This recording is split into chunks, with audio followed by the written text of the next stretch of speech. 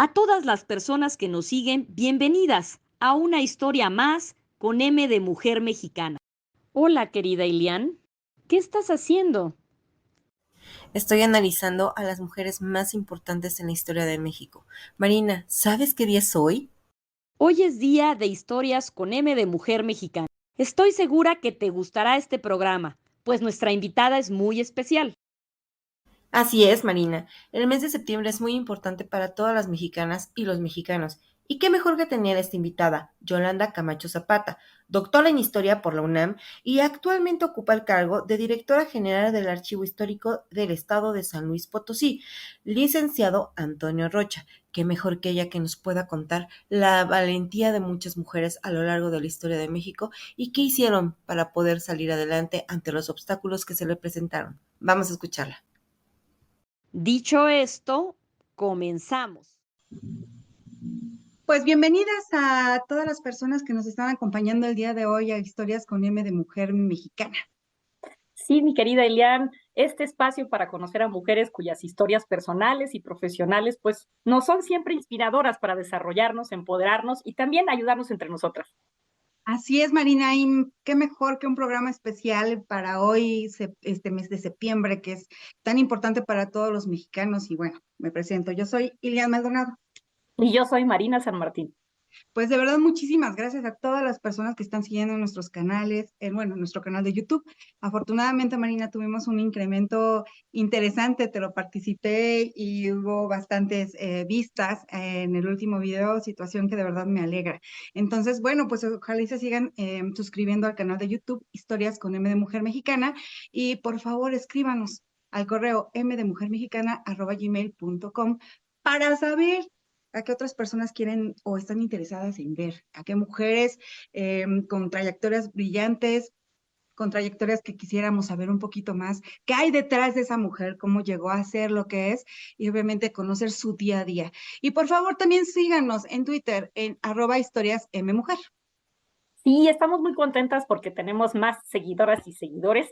Súmense, les va a encantar estos programas. Son charlas muy amenas, además, pues son en esos ratos que estamos en, si estás un poco deprimidón, si estás tomando tu café o como sea, siempre es muy agradable escuchar historias de mujeres talentosas, como dice Ileana, y nos encanta escuchar su retroalimentación de qué quieren, qué temas quieren que toquemos, qué les gustaría ver. Y bueno, pues ahí tenemos varias capsulitas también que traen frases de nuestras invitadas. En fin, ahí estamos innovando con una serie de cosas y nos encantará que las vean. Las invitamos, como dijo Ilian, a que se sumen a nuestros canales. Y bueno, pues como cada edición, hoy tenemos un gran programa, ya decía Ilian, de estos de con M de Mujer Mexicana. Y pues, ¿quieres saber quién es nuestra invitada? Obvio, Marina, dale. Pues te voy a presentar a nuestra súper invitada de lujo, que es Yolanda Camacho Zapata. Fíjate que ella, muy adecuado para el mes en el que estamos, es doctora en Historia por la Universidad Nacional Autónoma de México, tiene un máster en Administración Pública y un máster en Ciencias Políticas por la Universidad de Western Ontario, en Canadá, por allá anduvo mi querida Yolanda, y ella es licenciada en Derecho por la Universidad Autónoma de San Luis Potosí. Hoy tenemos una mexicana que no está en la Ciudad de México, pero que como buena mexicana nos visita desde San Luis. Sus principales líneas de investigación, justo en la parte de historia, es la historia política postrevolucionaria, con énfasis en las relaciones de poder local, todo lo que pasa en las entidades federativas, la confianza pública, la necesaria, y en los sistemas de gestión del servicio público. Ella es catedrática desde hace 15 años a nivel universitario e imparte una serie de clases, entre ellas ciencia política, lexicología y argumentación jurídica, transparencia y rendición de cuentas, política pública migratoria también del Estado mexicano y derecho al desarrollo. Desde hace más de 20 años ha trabajado en el servicio público. Fíjate que fue comisionada de la Comisión Estatal de Garantías de Acceso a la Información, en la que fue también presidenta. También fue titular de la Oficina de Representación del Instituto Nacional de Migración, conoce muy bien el tema de mujeres en migrantes y actualmente es directora, muy importante para nuestro tema que vamos a tocar.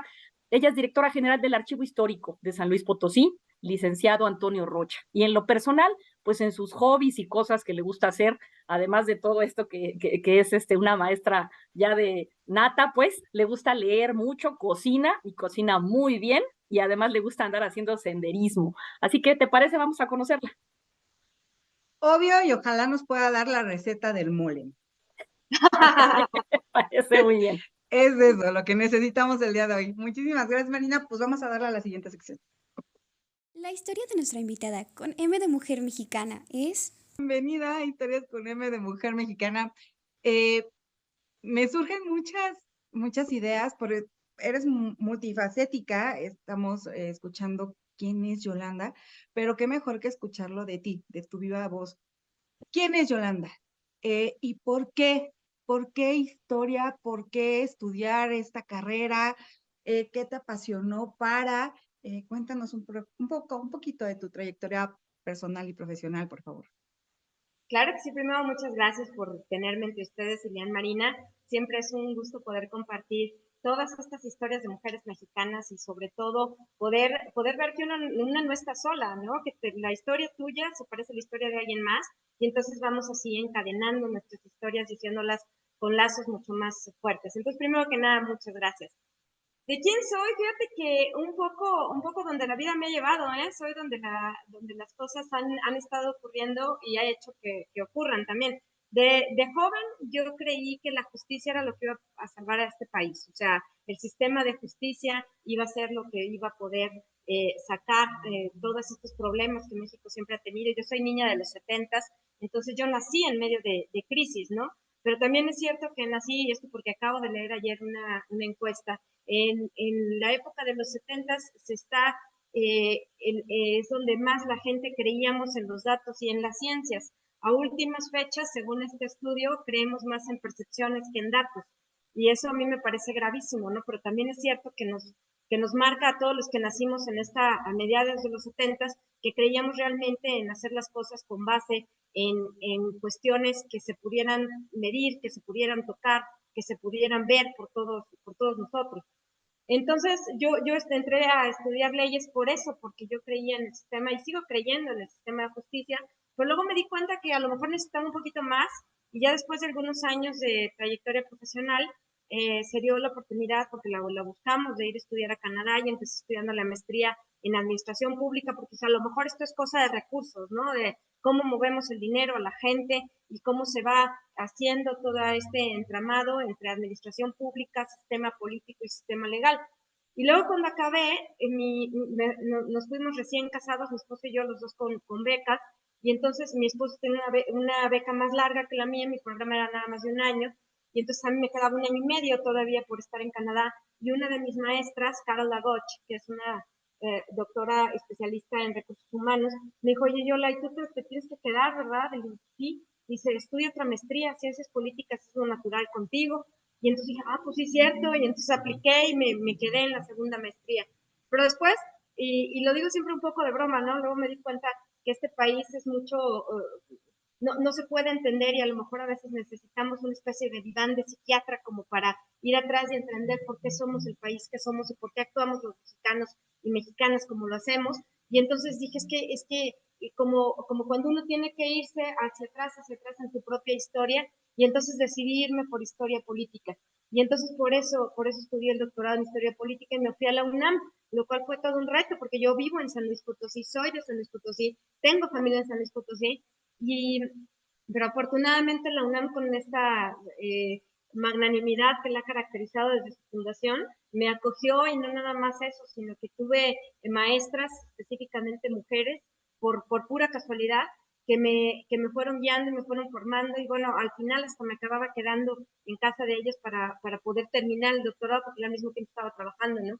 Entonces, fue todo una cadena de hechos que están muy ligados a la formación de grandes mujeres. Carol Lagocha en su momento, en la licenciatura tuve varios maestros que me marcaron profundamente y en el doctorado la doctora Josefina MacGregor, que fue fantástica, ¿no? Entonces, acabé estando en esto, pero siempre combinándolo con el servicio público. No, pues qué increíble, Yola. Gracias por aceptar la invitación y bienvenida a este programa. Y con lo que platicas, ¿no? ¿Cómo se va tejiendo esta red, como lo observamos, mi querida Ilian, entre mujeres, ¿no? Incluso en el propio estudio de la historia, ¿no? Para que otras mujeres estudien esto, que justamente sin la historia no podemos entender dónde estamos, ¿no? Tenemos esta memoria como a corto plazo, si es que todavía la tenemos. Y hablando de eso, mi querida Yola, tú que eres una apasionada justo de esto, de saber los porqués y dónde estamos y no olvidarnos, ¿no? De esta memoria. ¿Cómo ves tú desde tu cargo actual y de tu perspectiva personal justamente la participación de las mujeres, pero en la construcción de nuestra memoria histórica. Es decir, si somos o no protagonistas para construirla, guionistas, narradoras, escritoras de la misma, y también en esta parte tú que estás en el archivo ya como guardianas, ¿no? Y como estudiosas de la historia, porque ese rol, estar nosotras en todo, platícanos cómo lo ves. Fíjate que es muy interesante cómo el papel de las mujeres durante la historia de México hemos tenido momentos en donde hemos sido desde escenógrafas hasta creadoras de estrategias, personajes secundarios, personajes también principales, pero que a veces se van quedando atrás ante situaciones que van haciéndonos una especie de apéndice de los hombres. Y realmente a mí me da gusto cómo los estudios recientes han tratado de rescatar el papel de las mujeres, no nada más de las que ya conocemos, ¿no? Que qué bueno que las conocemos, desde José Ortiz de Domínguez, Sor Juana Inés de la Cruz, todas estas mujeres que de alguna manera ya las tenemos, digamos, como muy marcadas, ¿no? Pero que ha empezado a surgir esta historia de mujeres que han estado un tanto escondidas adentro de los expedientes y que también muchas veces no nada más han sido la manera o las protagonistas que debieron de haber sido, sino que se han quedado ahí perdidas en el expediente y que alguien las ha estado rescatando y diciendo es que esta mujer o esta persona no necesariamente fue un personaje secundario, sino que su aportación a momentos clave de la historia de México no hubiera sido posible si no se hubiera tenido esta actuación de esta mujer en particular, pero que obviamente pues el sistema de pronto, y esto yo creo que también no hay nada más injusto que juzgar a una persona del pasado bajo los estándares del presente, ¿no? Eh, no podemos tampoco juzgar a todo mundo como con la misma tabla o con la misma medida, cuando en realidad el sistema en aquel momento era de tal o cual forma, o sea, no podemos decir es que todos eran unos machistas, pero en realidad el sistema era machista y en gran medida lo sigue siendo, ¿no? Aunque realmente ahora sí creo, esto también hay que reconocerlo en honor a aquellas mujeres que estuvieron atrás de nosotros, que las cosas sí han cambiado para las mujeres, no al grado que quisiéramos, pero de que han cambiado, ¿no? Y aquí tenemos un montón de mujeres que son las que nos han dado este testimonio y que incluso han servido, y yo cada que lo veo en un expediente, en un legajo, y veo las iniciales de las personas que escribieron esa documentación, usualmente son mujeres, ¿no? Entonces entra también este papel de resguardo, de cuidado, de guardianas de Clio que hemos estado haciendo y bueno, y también incluso también las mujeres que han estado al frente de las instituciones públicas de memoria histórica, también ha habido algunas, en mi caso, por ejemplo, yo vengo atrás de otras dos predecesoras mías, las dos vivas, las dos doctoras en historia, gente muy competente y muy capaz, que han estado haciendo. Lo mismo pasa con el Archivo General de la Nación y con muchos estados en donde los archivos también han estado a cargo de mujeres.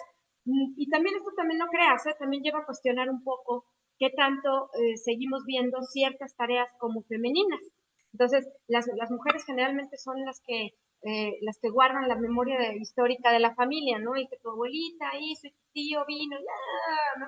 Entonces eso generalmente te lo cuenta una mamá, una abuela o una tatarabuela. Y entonces, ¿qué tanto se traspola esto al ámbito profesional de la archivística y de la historia? Aunque, por supuesto, hay historiadores, hombres excelentes, pero también hay mujeres excelentes, ¿no? Romana Falcón, Georgette José Valenzuela, vaya, o sea, la propia Josefina MacGregor, o sea, hay muchas doctoras y muchas académicas que han estado haciendo este papel de resguardo de memoria histórica y que están haciendo que no nada más nos quedamos en ese papel tangencial, sino rescatando el protagonismo que ya estaba por ahí, nada más que no lo habíamos sacado a la luz. Interesante, Yolanda, porque exactamente el fin de semana estuve platicando con unas personas y les comentaba que el día de hoy pues estaríamos contigo, que eres una gran historiadora, y todos de verdad decían, es que es muy interesante lo que ha pasado en México, sobre todo en su historia, y que hay muchas mujeres desconocidas que sin duda alguna impulsaron de diferente forma en la independencia, en la revolución, con presidentes, al lado de presidentes, atrás de presidentes, en contra de presidentes, etcétera, etcétera. Y entonces, platicando sobre ellos, yo no conocía el caso de Amelia Robles Ávila. Y estuvimos platicando y me comentaron obviamente el antecedente de ella. Entonces es muy interesante la historia y cómo impulsó ella en la revolución. Ahora yo te preguntaría, desde tu perspectiva, conocedora de la historia, cuéntanos un poquito sobre esas mujeres poco conocidas, pero destacadas en la historia mexicana y pues obviamente si nos puedes contar algún chismecillo de ellas que nadie más sepa y que en Historias con M de Mujer Mexicana sea la primicia, te lo voy a agradecer. Mira, creo que hay muchas mujeres que han tenido desafortunadamente ese papel de estar escondidas entre los legajos, ¿no? Al menos así me lo imagino yo, ¿no? Como tratando de salir entre las letras y pudiendo traer algo más. Pero, por ejemplo, a mí me llama mucho el caso, y a lo mejor esto es una tarugada, pero la calle de la escuela donde yo estudié en primaria se llama todavía Tomás Esteves. Entonces, nadie me enseñó nunca en el colegio quién fue Tomás Esteves. Y dice, bueno, ¿y Tomás Esteves por qué o qué? ¿De dónde salió o qué pasó? Y justamente esta es una de las mujeres que podemos poner de ejemplo de este rescate de memoria histórica y de también de estigmatismos y de estos roles que de pronto no son muy comprendidos. Tomás Esteves es una mujer que nació por ahí de finales del siglo XVIII, 1788, si la memoria no me falla, en Salamanca, en Guanajuato. Y resulta que ella estaba casada con un hombre que era simpatizante de la independencia.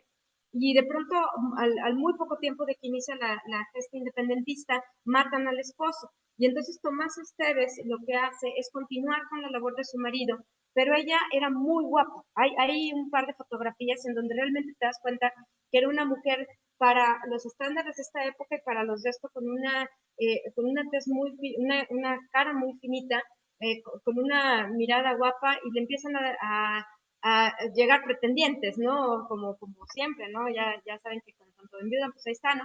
Pero ella decide utilizar esta belleza para acercarse a la información. Entonces iba con el ejército realista, algunos la tachan como prostituta, posiblemente lo era, lo cual francamente me parece completamente intrascendente, pero lo cierto es que a través de su belleza se acercaba, se hacía llegar de información para poder entonces saber los movimientos del ejército y poder ayudar a aquellas tropas que estaban en franca desventaja, porque también debemos de saber que la independencia no nace así con toda una organización así padrísima y militar, ¿no? Sino que realmente se iba formando la estrategia día con día. Entonces Tomás Esteves empieza a hacerse llegar de información, pero lo malo es que no pasa desapercibida. Entonces, Iturbide la acaba deteniendo por ahí en agosto de 1814 y la acaban fusilando en la plaza pública. Y no nada más eso, sino que le cortan la cabeza y la ponen ahí en plaza pública, igualito que le hicieron con Miguel Hidalgo, ¿no? O sea, idéntico, nada más que acá en este caso, pues la cosa es que era una mujer y bueno, era para que escarmentaran. De hecho, hay textos de reportes de Iturbide en donde dice que finalmente se ha logrado que esta mujer junto con otras, pues, con 3 o 4 personas más que estuvieran ahí, pues que pudiera, finalmente se logró y entonces se pone en plaza pública para escarmiento, ¿no?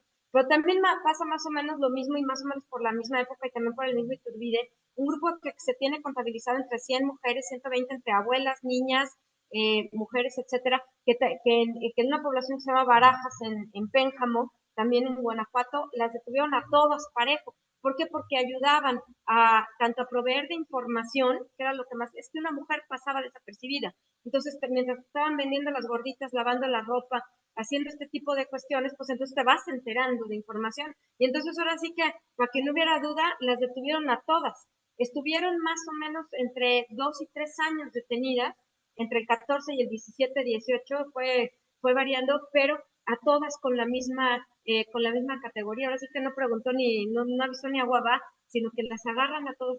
Entonces, esta labor en este momento específico de México, la labor de inteligencia y de estar formando estrategias, fue una labor que se realizaba por mujeres.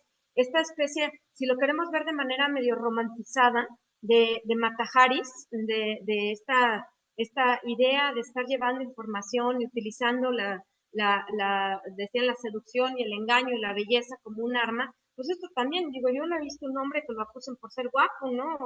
O porque se acuesta con muchos, no lo he visto.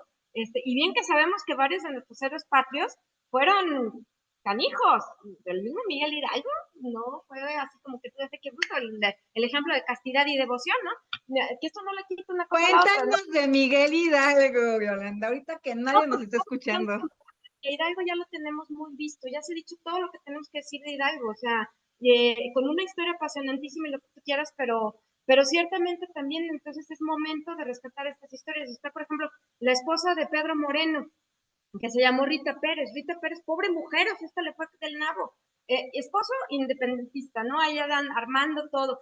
La mujer tuvo que ver morir a uno de sus hijos que tenía como 14 años en la lucha. Luego otra, como ella también la aprenden y la llevan a la cárcel, un hijito que tenía muy pequeñito se le muere en la cárcel también. Y ella sigue, de todas formas, se muere el marido, bueno, lo matan a Pedro Moreno, y ella también sigue con las ideas independentistas. O sea, eran mujeres de convicción que vieron perder en muchos casos a sus esposos, a sus hijos, a sus parejas, con un estigma aparte que las hacía incluso tomar estos atuendos de vestimentas de hombres para poder ser reconocidas como compañeras, ¿no? Entonces ahí está el caso también súper, que ahora hasta lo cantamos, ¿no? De Adela Valverde, Velarde, no Valverde, es Velarde, la clásica Adelita. O sea, no era nada más una mujer soldadera, que sí lo era, o sea, sí estaba ahí, pero llevaba también una vocación por la medicina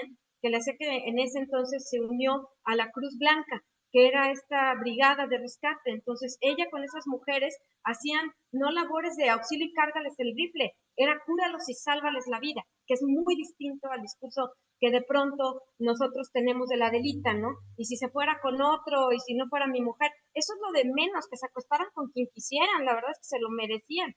Más bien eran mujeres que estaban tan comprometidas, al igual que muchas otras, en estas labores que son igual de importantes. Lo malo es que nacieron mujeres, ¿no? Entonces en esa época no está.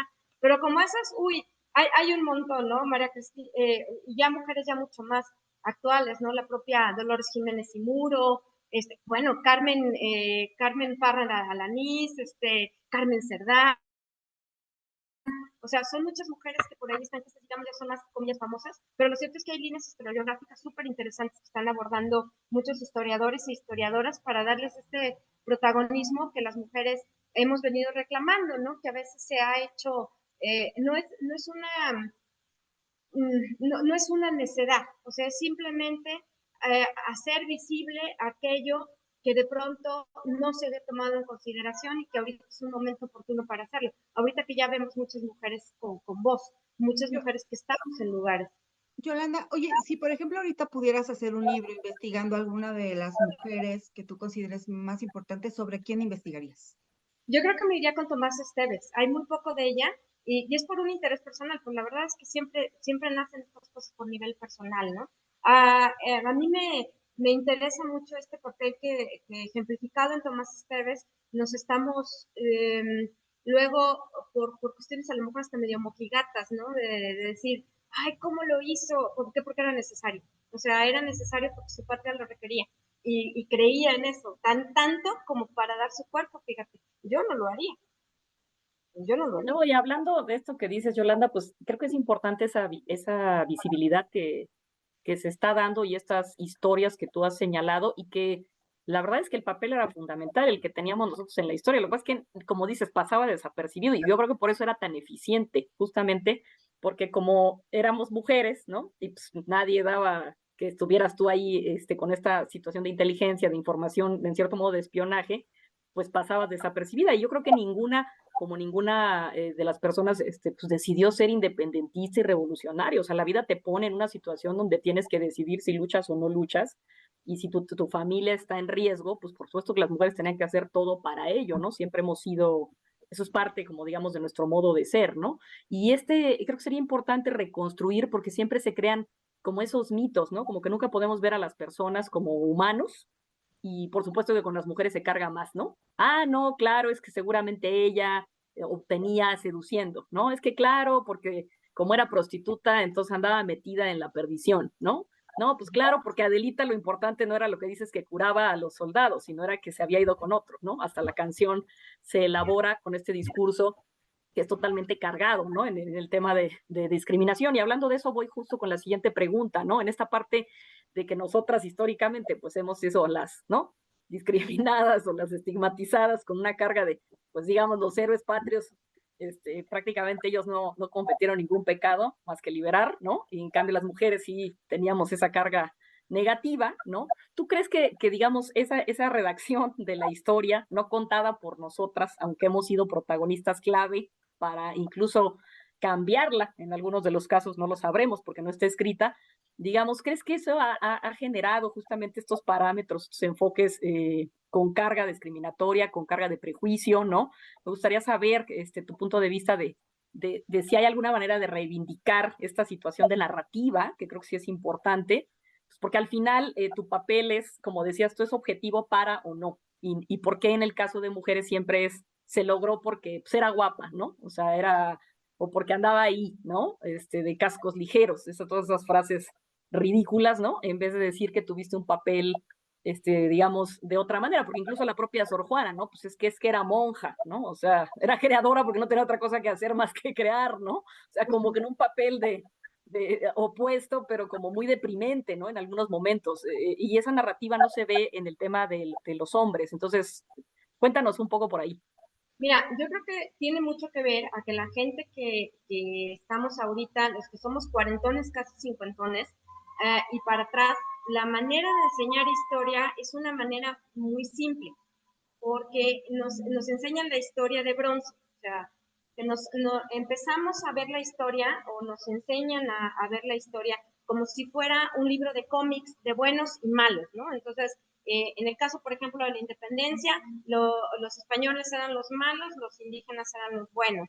En el caso de la revolución, el porfiriato, o todo lo que tenía que ver con porfirio eran los malos, y los revolucionarios eran los buenos. Entonces, es una manera muy simple de enseñar, efectivamente, o sea, pensar que las cosas son bien, mal, negro, blanco, la verdad es que te quita de muchas cosas que luego no podamos explicar, ¿no? Lo difícil de explicar en esta vida son los puntos grises. Ahí es donde está bien canijo el asunto. Decir, bueno, sí, o sea, el hecho de que Hidalgo haya sido un mujeriego empedernido y que haya regado hijos por todo México, pues no le quita que el vato lo hizo bien, o sea, aquí estamos, ¿no? No quita una cosa. A veces, esta también es caer un poco en estos argumentos ad hominem, que de pronto nos vamos con la característica de la persona, aunque realmente en ella dice otra cosa. El otro día charlaba con alguna de mis alumnas y me dice, es que yo no voy a leer nunca a Pablo Neruda porque era un violentador y era un y dije, pues te vas a quedar sin leer la mitad de la literatura, ¿no? Porque casi muchas personas que escribieron, tanto hombres como mujeres, realmente había grandes problemas ahí. Por ejemplo, ahorita estoy leyendo The Bell Jar de Silvia Plath, tenía serios problemas mentales Silvia Plath, no fue realmente la mejor madre del mundo, hizo sufrir un montón de personas, ella misma sufrió muchísimo, pero su literatura es excelente, ¿no? O sea, la manera de escribir poesía y después esta novela, pues también lo hace, ¿no? También vamos a quedarnos sin tanta gente. Entonces, así nos enseñan la historia, porque yo creo que tengo la teoría que es porque es más fácil, ¿no? Dividamos bandos, entonces es más fácil, y entonces ya está todo. Y a esto, si le sumas aparte ciertos estigmas que vienen apegados al prototipo de lo que durante el transcurso del tiempo tiene que ser o ha sido el ideal de una mujer, pues entonces se te van deconstruyendo un montón de cosas, ¿no? Porque si te das cuenta que a lo mejor X personaje de la historia femenino usó su belleza para atraer información, pues entonces nos vamos con la narrativa de que era una coscolina, no que era una mujer que estaba dispuesta a todo con tal de que su bando ganara. Lo cual en el caso de los hombres es realmente, hasta flores les ponen y monumentos les hacen, ¿no? Aquí no, aquí te dicen prostituta y resulta que pues todo lo demás se borra. Cuando todas estas cuestiones, pues a lo mejor es más bien que tenemos que enfocarnos, creo yo, y es respondiendo a la segunda parte de tu pregunta, enfocarnos a entender que los personajes de la historia son personas, igual que nosotros, que tienen muchas cualidades, pero que también tuvieron muchos defectos, que se equivocaron, porque en algunos momentos se equivocaron estrepitosamente. Madero, empezando por Madero, que bruto, o sea, como que una bola de errores ya estando en la presidencia, que a lo mejor lo podemos decir es que era ingenuo, bueno, pues a lo mejor sí era muy ingenuo, pero también es cierto que Madero tenía una visión que le hacía realmente, como dice Enrique Krause, ser el místico de la libertad, o sea, él realmente asumía que tenía una misión y consecuentemente sí creía que de lo bueno iba a salir lo bueno y de lo malo emanaba lo malo, cuando en realidad pues Huerta estuvo a su lado mucho tiempo más, ¿no? Entonces, no, yo no dudo que Huerta haya tenido cuestiones buenas. Lo malo es que, pues bueno, también de lo bueno sale lo malo, ¿no? Ahí está. Entonces, si cambiáramos un poco esta manera de aprender historia, de enseñarla, de leerla, sin querer glorificar y sin querer poner en pedestal a todo mundo con bronce y toda la cosa, que ya el bronce esto se lo roban a cada ratito. Entonces, o sea, este tipo de cuestiones hacerlos más humanos creo que nos haría ser ciudadanos y ciudadanas mucho más conscientes, ¿no? Decir, ok, fulano de tal, pues era el apóstol de la libertad, pero también creía en el espiritismo y creía que su hermano muerto lo odiaba. Una cosa no cancela la otra, ¿no? Y esa es la segunda cosa. Me preocupa mucho que ahorita estemos en una época en donde mucha gente, generalmente jóvenes, pero no necesariamente, cancelamos los temas, ¿no? La cultura de la cancelación. No me gusta, no vuelvo a hablar y es como si no existiera. Es que va a seguir existiendo. O sea, no hay peor cuestión que pueda pasarle a un país que cancelar temas. Porque entonces, ¿cómo argumentamos? ¿Cómo debatimos? ¿Cómo pensamos? ¿No? Entonces, esa también es creo que la otra cosa que nos ayudaría muchísimo desde la perspectiva de resguardo de memoria histórica. Oye, Yolanda, yo tengo una inquietud. Eh, Como historiadora que eres, de todo lo que ya sabes, has estudiado, has analizado, dime qué cosa aprendimos en la escuela que al momento de profundizar más te diste cuenta, híjole, no era así. Mira, a mí me gusta mucho la época revolucionaria y yo crecí por mucho tiempo pensando que realmente el gran villano de este país era Porfirio Díaz. De entrada, ahí fue donde dije, ah, caray, se perpetuó, o sea, se perpetuó y ese fue, creo, el gran error de Porfirio Díaz, fue que le gustó de más el poder, o sea, se endulzó y dijo, ¿por qué no? Pero también es cierto que yo creo que Díaz tenía en sí, él sí sentía que sin él México se iba a caer, se iba a despedazar. O sea, yo creo que sí lo tenía, pero con una convicción que asustaba.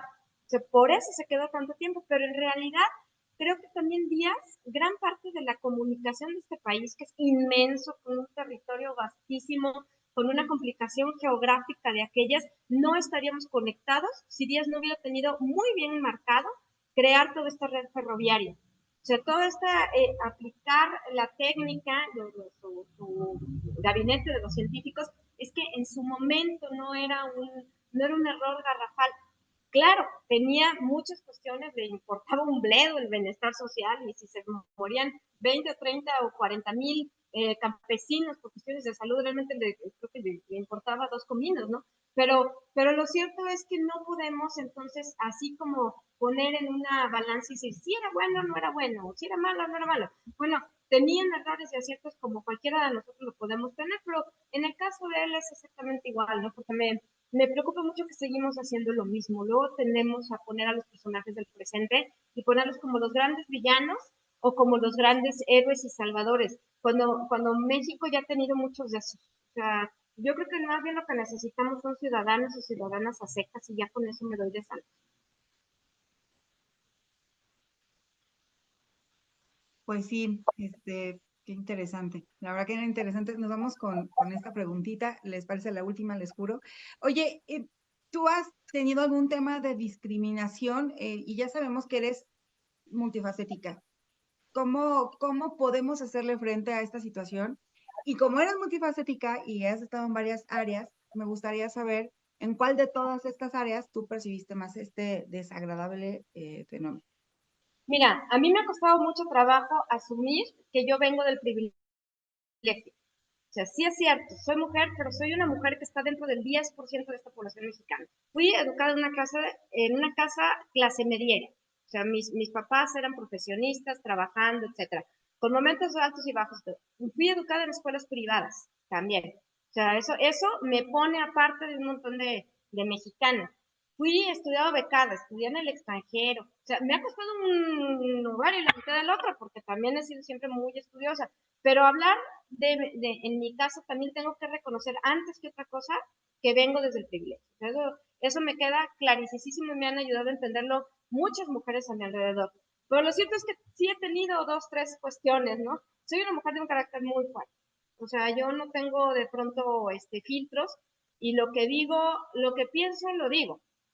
Y eso a veces, pues, como que no cae muy bien, ¿va?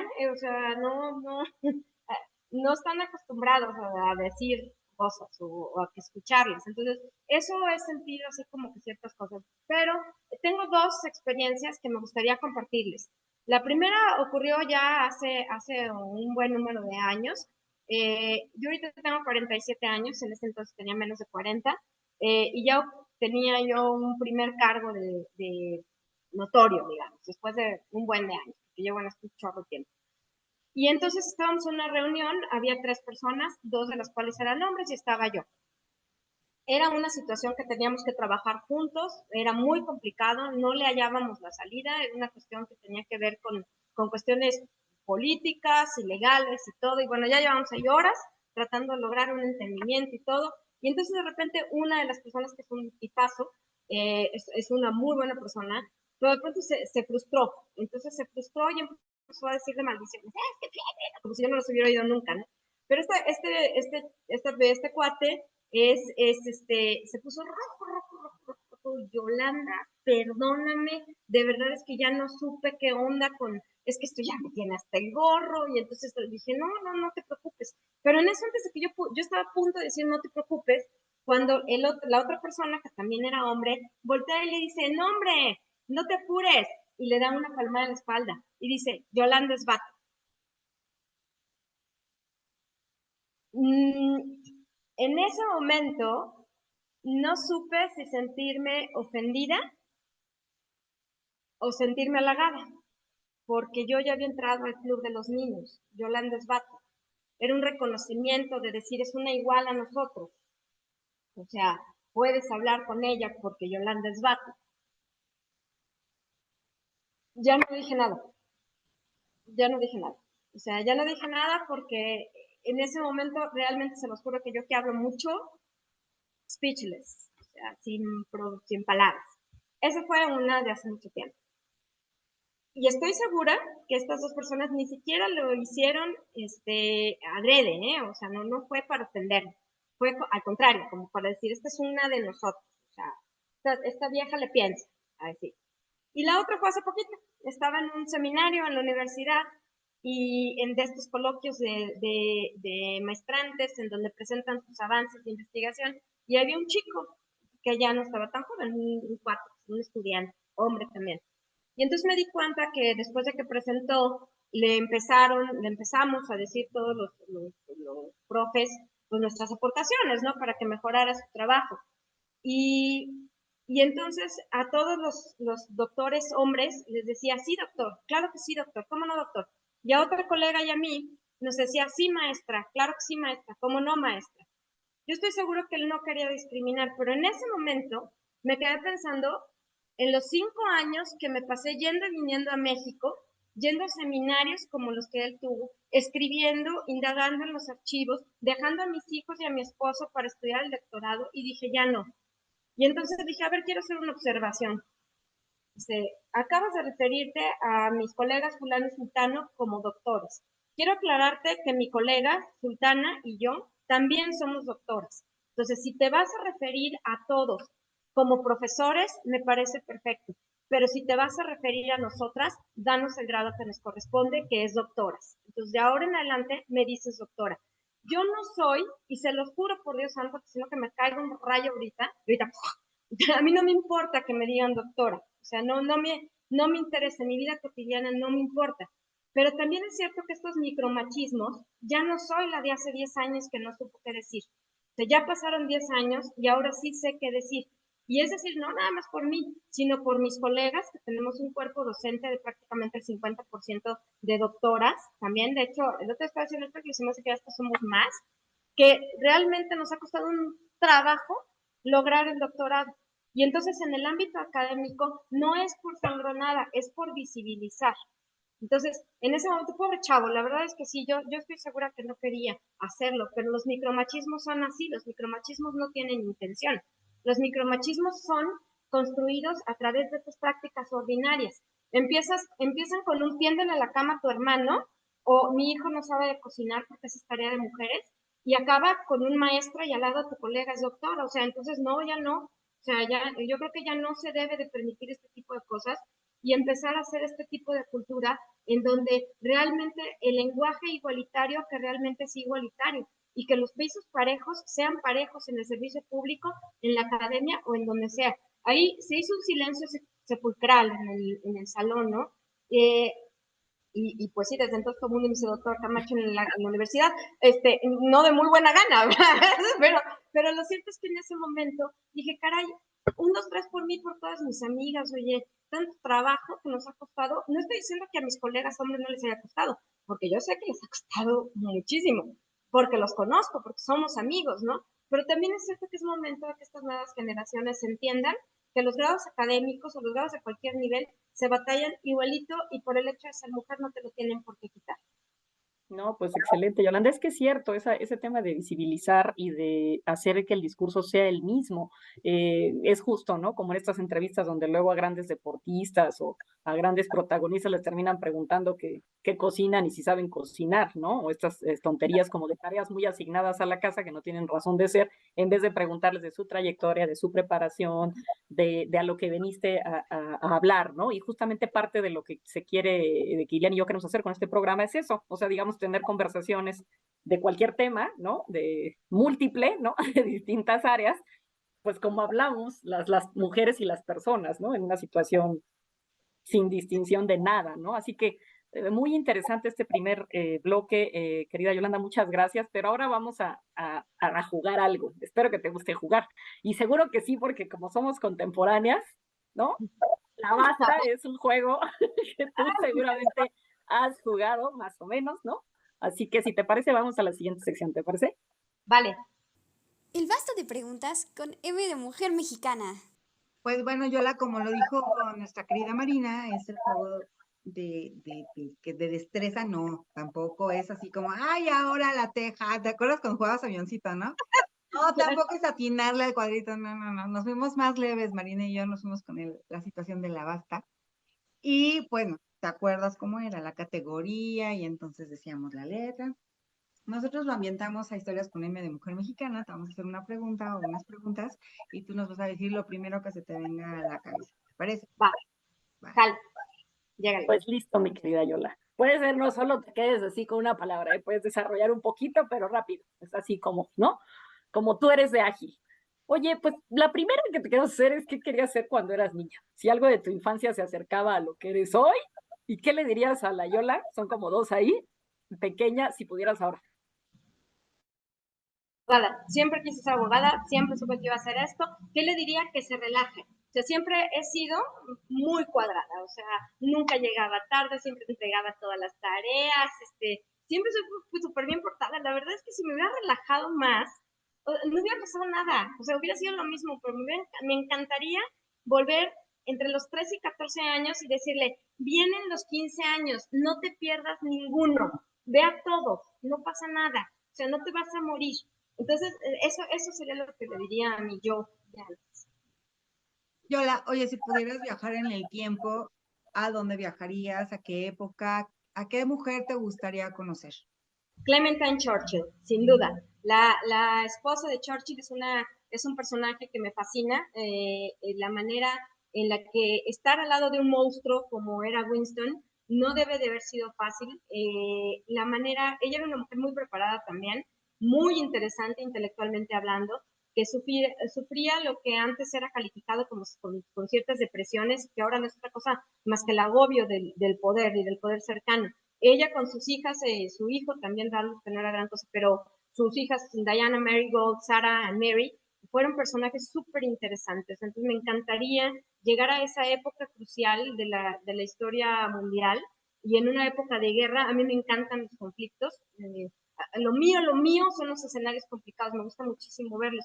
Y yo creo que pocas veces ha habido así, y esta mujer creo que en mucho tuvo que ver con este personaje. Entonces, Clementine Churchill, sin duda. Wow, mi querida Yola.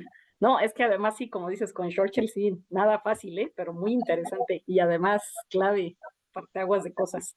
Oye, si tuvieras una varita mágica y pudieras reescribir tres cosas que te gustaría cambiar de la historia de México, sé que es una pregunta como difícil, en favor de nosotras, ¿qué harías? ¿Cuáles serían? Ya lo dijo Virginia Woolf, un cuarto propio. O sea, ese ensayo es un ensayo que cualquier mujer debe tener. Yo tendría salario asegurado para todas las mujeres por sí mismas y un lugar a donde ir de ellas.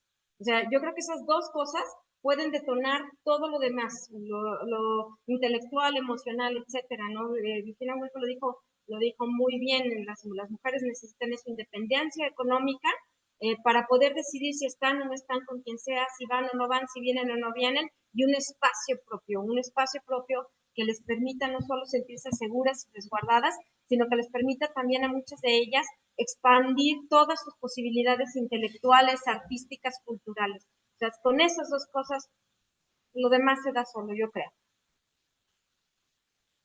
Yola, oye, para conocerte un poquito más, ¿qué situaciones, qué personas han cambiado o han forjado tu destino o lo que eres hoy? Mi mamá y mi papá. Mi mamá y mi papá nos hicieron a mi hermana y a mí chavitas muy poco usuales. O sea, en mi casa no se hablaba de otra cosa más que de política, asuntos públicos y libros. O sea, era una plática ordinaria en mi casa. Entonces yo creo que eso me marcó muchísimo para querer leer, para poder escribir, para investigar, para ser muy curiosa. Eso también me dio muchísimo, ¿no? Y tener a mi hermana al lado, que ustedes saben, todas lo sabemos, ¿no? Con los hermanos es con quien te mides fuerza. O sea, es tu primera eh, con un hermano o hermana aprendes a compartir, aprendes a quitar, a poner, a negociar, o sea, esta cuestión, mi hermana y yo nos llevamos muy poquito tiempo, un año y medio, yo soy más grande, pero llega un momento pues donde te haces parejo, ¿no? Entonces, esa manera de llevar esta dinámica familiar que no siempre fue perfecta, pero que sí es cierto que me ayudó muchísimo a entender a todo lo que venía afuera, ¿no? Entonces ese fue yo creo que el momento clave, nacer en la familia en la que nací, definitivamente me marcó. Y también el hecho de que siempre me acercaron lo que yo quería, ¿no? Los medios, específicamente los libros. Yo cuando mi mamá me enseñó a leer cuando yo estaba en las vacaciones de entre primero y segundo de kinder. Entonces, cuando llegué, y esto sí me acuerdo, fíjense, sí tengo así como flashazos en la memoria, cuando yo llego el primer día de clase a segundo de kinder, mi mamá estaba ahí conmigo, entonces le dijo a Raquel, la directora del kinder, dijo, póngala a leer. Dijo, claro que no, pues está en segundo de kinder. Y entonces me hicieron una prueba y me saltaron de primero a tercero. Yo no hice segundo de kinder porque ya sabía leer, pero yo ya sabía leer porque mi mamá me puso a leer, o sea, no porque yo fuera la gran cosa. Yo creo que cualquier niño puede hacerlo, nada más que mi mamá se tomó el tiempo de estar ahí conmigo y entonces empecé a leer, entonces ya no hice segundo de kinder porque ya me sabía las letras y todo, ya me echaron al mundo al tercero de jardín de niños y ahí me la seguí. Eso. Ay, mi querida Yola. Oye, y aquello que cuando te sientes como, pues así medio fatalón, ¿no? Que estás como bajoneada, ¿no? Que todos tenemos, todas tenemos momentos así. ¿Qué es eso que te hace seguir? ¿Qué es esas personas, momentos o cosas que te vuelven, ¿no? A que sigas andando esa historia que estás haciendo. Mi red, o sea, tengo una red primero con mi esposo y mis hijos, tengo 2 hijos hombres, adolescentes, nunca me aburro. O sea, es como ver a Marcos, mi esposo, pero en diferentes etapas de su vida. O sea, yo vivo con 3 iguales, pero en diferentes universos, ¿no? Entonces, es bien interesante estar lidiando con los 3, ¿no? El de 13, el de 16 y el de 47. Entonces, eso es súper divertido, pero también ha sido lo que me saca cuando me da el quién soy. Así le dice mi mamá, cuando uno no sabe así como que qué onda con la vida y por qué y todo, entonces te da el quién soy. Entonces cuando me da el quién soy, me acuerdo de eso, es volver a la base. Pero también afortunadamente tengo una red de amigos y amigas de muchísimo tiempo atrás. Tengo 2 amigas con las que 2 vivimos aquí en San Luis, la otra vive en Querétaro, con las que tenemos el chat más honesto de toda la historia de la humanidad, ¿no? Ahí sí, como nos conocemos desde adolescentes, pues ya, o sea, muchas cosas ni siquiera tenemos que contarlas, ¿no? Porque las vivimos juntas. Pero también tengo un grupo muy extenso de amigos y amigas que ya sé que si me bajoneo, ya sé a quién hablarle, ¿no? O si quiero tener una plática así profunda, también sé a quién hablarle. Si de pronto, quiero llorar por el país, pues le hablo a Marina, ¿no? Porque llora conmigo, ¿no? Entonces ahí estamos los dos como, maldito país, ¿por qué se hizo esto? y todavía nos enrollamos en la bandera nacional, o sea, este así como síndrome de Juan Escutia, de me voy y me aviento, pues todavía tenemos el impulso, nada más que pues afortunadamente Chapultepec a mí me queda re lejos, ¿no? Entonces, pues ya digo, no, Marina, no te avientes, entonces pues yo tampoco me aviento de aquí del Cerro de la Cruz, entonces pues ya, o sea, pero ahí se la va llevando uno, es eso. Yo creo que a fin de cuentas todo esto, los momentos buenos, los momentos malos, tienen su sentido si tienes a alguien alrededor con quien compartir. O sea, ¿quién te pasa el Kleenex para chillar y sonarte los mocos? O quién se pueda reír contigo al estúpido hasta querer hacer pipí, ¿no? Esa es toda la gracia de la vida, yo creo que es eso, hasta ahorita creo que es eso. Oye, ¿y qué frase, proverbio, filosofía de vida, pues obviamente te inspira a ti? If you're going to hell, keep walking. Si estás caminando, atravesando el infierno, síguele caminando, man. O sea, hay momentos en donde de veras sí he sentido que me voy a chamuscar completita, que la vida no vale nada, ni aquí ni en León, Guanajuato, pero la cosa es no pararse, o sea, no quedarse estancado en eso y órale, ¿no? Siempre hay alguien que te empuja o se empuja uno solito, pero es seguir caminando, o sea, el infierno no dura para siempre, el infierno está, o sea, y no me refiero, no soy creyente, no me refiero a que exista el infierno como un lugar físico con llamas ni nada, ¿no? Sino que el infierno son toda esa serie de cuestiones que de pronto nos hacen sentir o nos hacen pensar que estamos sumidas en un hoyo profundo, oscuro y angosto, aparte. Entonces, lo que hay que hacer es nada más seguirle caminando, o sea, decía mi abuelo, tira piedras, ¿no? O sea, agarra la piedra y tírale, órale, vámonos, ¿no? Y seguirle caminando, porque no hay otra manera, o al menos yo no he encontrado otra. Entonces, ahí está el infierno, estás pasando por un infierno, camínale, y siéntete, o sea, siéntete perdida, no está mal, al contrario, ¿no? O sea, llegar al fondo, llorar lo que se tenga que llorar, berrear lo que se tenga que berrear y agarrar piedras y seguirle, nada más. Híjole, mi Yola, pues sí, en alguna de los programas que tuvimos aquí, dijo alguien una frase de que todo pasa, ¿no? Y nada se queda, digamos, y pues sí, todo pasa como bien dices, y por más rudo que sea, hay que seguir, ¿no? Esa cosa, y la red, sin duda las redes son claves. Y pues ahora vamos a la última parte de la entrevista, que es la que nos pone un poco más nostálgicos, porque siempre disfrutamos de estas charlas mucho, pero vamos cerrándola, ¿te parece bien, mi querida Ilian, a nuestro último segmento? Dale, dale. Siendo una mujer visionaria y empoderada, estos son los consejos que nos dará nuestra invitada para inspirar a más mujeres. Pues mira, yo estoy muy interesada en saber qué ideas, qué reflexiones, qué actitudes debemos de adoptar las mujeres actualmente, pero pues copiándole a las mujeres en la historia, de aquellas personas o mujeres destacadísimas que gracias a esas actitudes, pues la historia se vio reflejada de manera diferente. Entonces, pues dale a la Yo primera creo, y a la segunda. yo creo que decisión es la palabra. Estas mujeres que han estado antes que nosotros quizá no tenían grandes conocimientos científicos o académicos o técnicos, pero lo que sí tenían era decisión para hacer las cosas y convicción. O sea, estas dos cuestiones creo que si las sumamos a lo que sí podemos tener ahora, como es educación, o sea, antes las mujeres no éramos educadas, ahorita ya hay un gran número de mujeres mexicanas y niñas que están en todas las áreas de la ciencia, si a eso le sumas la decisión y la convicción para hacer lo que se les pegue su regalada gana, creo que se va a poder avanzar muchísimo. Ahora, yo no soy de las que creen que con pura echaleganismo uno sale, ¿no? O sea, no te preocupes, todo va a salir siempre y yo no lo creo. O sea, yo no creo que nada más con echarle ganas ahí está. O sea, se necesita un montón de preparación en todos los campos, ¿no? Necesitamos mujeres en ciencias exactas, necesitamos mujeres que escriban historia, necesitamos mujeres políticas que sean convencidas, o sea, y que estén ideológicamente preparadas, o sea, hacer las dos cosas, no nada más confiarnos que porque alguien ya batalló por nosotros y fue mujer, entonces ya con eso ocupar un lugar de cuota. Yo no creo, porque eso eventualmente, no ahora, pero eventualmente nos va a acabar degradando a todas juntas. O sea, creo que las mujeres podemos seguir preparándonos, podemos seguir haciéndolo, lo que nosotros queramos, siempre y cuando nos preparemos un montón y trabajemos un montón también para lograrlo. no significa renunciar a nada, no significa renunciar a tener una familia, quien quiera tenerla, o a tener hijos, quien así lo decida. O sea, no significa renuncia, significa más bien menos horas de sueño. Pero pues ya nos moriremos algún día y estaremos dormidos eternamente. Así que, pues bueno, más bien aprovechar esta parte y ver que ahora todo lo que ellas nos dejaron atrás, poderlo tener así a la mano, ¿no? Y aquí pienso en mi abuela. Mi abuela fue una mujer que ella era niña rica, era una hacendada.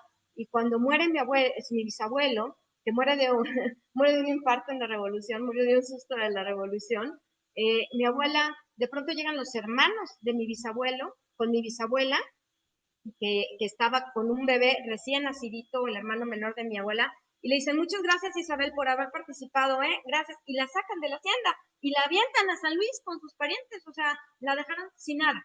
Mi abuela, que en aquel entonces debe haber tenido no más de 15 años, 14, 15 años, estaba interna en un colegio aquí en San Luis, y entonces ya estaba por acabar su instrucción, su educación, de lo que sea que haya sido, y que es educación básica, y le dicen, oye, Conchita, ¿sabes qué? Tú realmente tienes manera de maestra, se acaba de morir tu papá, no tienen dinero, porque evidentemente no tenía nada, y empezó como maestra. Después sacó la normal, sí estudió formalmente licenciatura en primaria, y estuvo trabajando toda la vida. Entonces yo creo que a mí no me vengan con el cuento que no se puede, ¿no? Mi abuela se casó, 60 años de matrimonio, 5 hijos, llegó a ver 12 nietos, o sea, sí Era se lo que te puede. iba a preguntar, ¿tú todo esto estuviste en contacto con tu abuelita?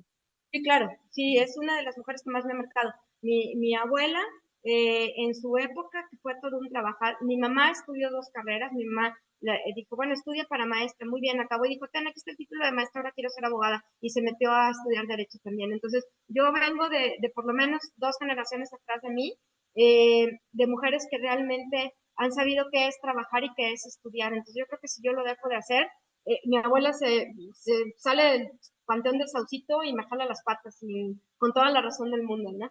Entonces ahora educar hombres para mí es una responsabilidad mucho, mucho más grande. Y justo ahondando en esto de los consejos, querida Yola, que ya nos diste muchos con la pregunta de Iliam, pero que pudieras compartirnos unos adicionales que darías, ¿no? A las mujeres o a las niñas, ¿no? Que nos ven y que nos siguen, que a ti te han ayudado, a ti como Yolanda, a crecer. Más allá de esto que dices que nos queda muy claro ya de la preparación, ¿qué otras cosas comentarías, ¿no? Que a ti te han ayudado para que nada te tumbe, para que no nos dejen de lado, para seguir, ¿no? Para crecer, para luchar por ese tema de igualdad, ¿no? Mira, yo creo que una de las cosas que también diría es la prudencia. O sea, a veces el ímpetu, y esto lo he aprendido a base de guamazos, el ímpetu por saber o por creer algo no tiene por qué quitarte lo cortés. O sea, lo cortés no quita lo valiente, como dice la frase. Hay veces que por atrabancada yo he dicho, mejor me hubiera callado, me hubiera esperado, hubiera sopesado más, hubiera valorado un poco más y entonces ya quizá opinar, ¿no? Porque muchas veces me he ido con la finta y he cometido grandes errores gracias a este ímpetu que a veces me ha sacado adelante, pero que ahora con la edad ya estoy empezando a entender que a veces no es necesario meterte en todas las guerras ni ganar todas las batallas. Hay veces que las victorias pírricas son mucho más valiosas, a veces realmente, y esto cuesta mucho trabajo, o me ha costado mucho trabajo, a veces perdiendo también se gana. O sea, una no tiene ni por qué batallar en todo, ni por qué ser super mujer, ni por qué ser así, wow, o sea, super wow en todas las cosas, no hay ninguna necesidad, aquí un hombre ni que fuera manda, o sea, hay veces que uno no, ando al 100 siempre, pues no, hombre, pues hay veces que no estoy al 100, que, o sea, no pasa nada, el mundo no se va a acabar, ni la gente va a pensar menos de ti, si lo piensan, pues que tienen 2 problemas, pensarlo y despensarlo y ya no. O sea, pero eso creo que con el tiempo se va haciendo, ¿no? Pues si le puedo ahorrar un poquillo de dolores de cabeza a alguien, no, hombre, no se azoten tanto, o sea, no es para tanto, uno lo va haciendo despacio siempre y cuando uno camine constante.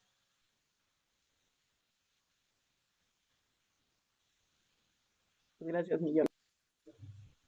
Oye, Yola, pues muchísimas gracias de verdad por estar con nosotros, agradecidas por este tiempo. Sabemos que estás full con muchas actividades. por eso te agradecemos de verdad. Y oye, pues nos puedes dar la forma en la que te pueden contactar las personas para conocer un poquito más sobre ti, sobre la historia, sobre algunas dudas que hayan surgido y que pues a Marina y a mí se nos hayan escapado en este programa para estar más en contacto contigo. Sí, Claro, Yola, para que conozcan tu archivo. sí, por supuesto. Soy un desastre con redes sociales. Realmente lo único que uso es Facebook. Y estoy así con mi nombre, Yolanda Camacho-medio Zapata.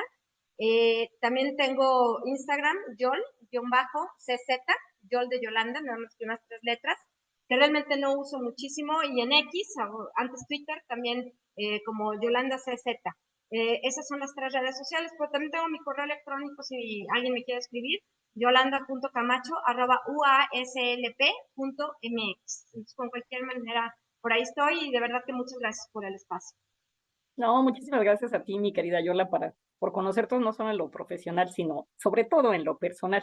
Y además resaltar esta importancia de las mujeres en la historia, de la que siempre tenemos, porque todos los días la vamos escribiendo y cómo, digamos, ahora más bien con tantas redes, con tantas cosas, se visibiliza más y pues eso es una oportunidad que hay que capitalizar y no dar pasos para atrás.